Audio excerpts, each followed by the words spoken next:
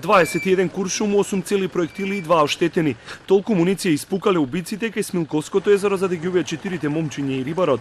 Ја пронашле кримтехничарите од МВР, направиле анализи и дошле до сознание дека жртвите се убиени со 2 калашникови и 1 пиштол долга 9-ка. 2 часа балистичкиот експерт одново одговараше на прашање на судот, обвинетите и адвокатите. Вториот вештак на судот му потврди дека автомобилот Opel Omega бил на местото каде што се убиени момчињата.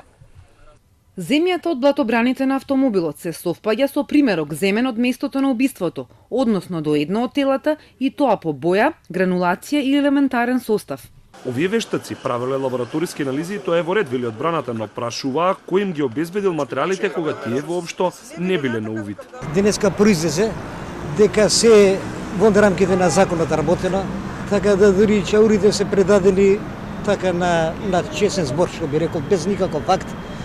И друг вид на монтирање што произлегува и од вештачењето што ни го кажа вештакот за земјата. Дури таа земјата е донесена од за нас непознати лица, тоа никој не може ни да тврди. На нашите прашања на одбраната, кои се тие од кримтехника кои ги доведуваат тие толку важни круцијални докази, никој не кеше да одговори или можеби воопшто не знаат и кој ги носи. Судот најдолго се задржа на објаснувањето на вештакот кој посочи дека еден од проектилите испукани на фармата на обвинетиот Фезија Зири во вооружен инцидент во 2009-та се од иста пушка користена во убиствата на Смилковското езеро. Судот треба да ги чуе вештачењата на уште 8 на вештаци предложени од обвинителството во повторениот судски процес откако Врховниот суд одлучи да го врати предметот по жалбата на доживотните пресуди изречени во кривичниот суд.